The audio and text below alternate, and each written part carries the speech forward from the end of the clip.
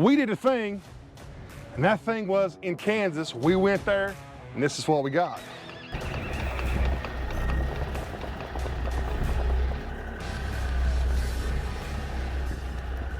So we found this immaculate 1985 cab, well, it's called a Cabover, but a Ford CL 9000.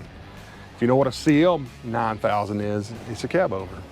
Ford only made a few years of these, and which actually every manufacturer only made a few of these, simply because that there was some laws that came in effect affecting the length of trucks and trailers, combinations.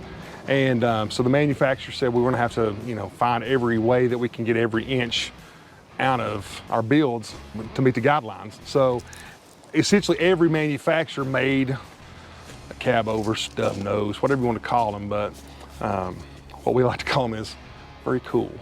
And so we found this one in Kansas. If you know anything about Kansas, Kansas is the home to a lot of things. And some of those things are like airplanes. And this truck just happened to be spec'd out, manufactured, and built specifically for none other than Boeing Aviation, Boeing Aeronautics, whatever they were in 1985. And so, with that being said, we think and have good reasons to believe that our truck might have very well pulled Air Force One. So, we're gonna build a new truck.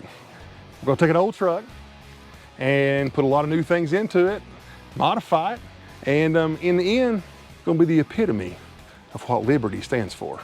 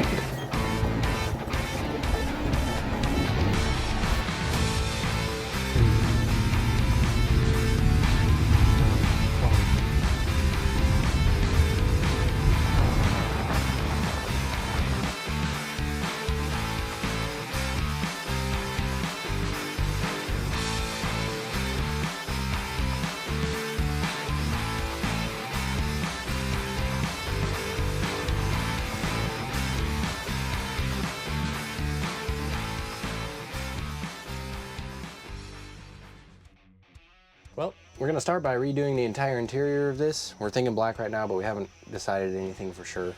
We're going to diamond stitch leather the seats, completely redo all the carpet on the center dome to leather, diamond stitch leather probably, redo the floors. We haven't decided if we're gonna do hardwood or something else on those.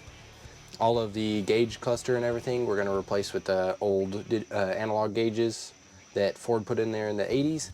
We're gonna do digital screens on everything, digital radio, update the interior, make it look like a new truck inside instead of a 80s truck. Try to keep some of the heritage from the old truck in here, but give it a modern twist on it. This truck came pretty loaded from the factory, so when we're redoing the interior, we're gonna try to keep that in mind. It came with heated mirrors, crank windows for the wing mirrors.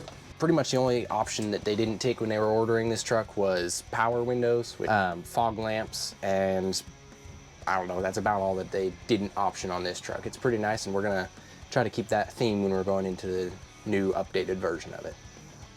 And then we'll move to the outside. As far as exterior goes, we're gonna go through the engine. Right now we're thinking we're just gonna rebuild this, put a big cam in it. It's already a Cummins, I don't not remember the displacement. I know, get after me for not knowing all my details. We're gonna cut the frame, stretch it, repatch everything where there's been 30, 40 years of cutting and welding and doing all this to it.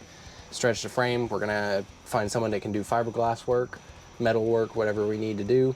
We're gonna extend the sleeper on it because this one's only a 36-inch sleeper. We're gonna extend it out to be at least 60, maybe even longer, since we're already gonna have it cut open.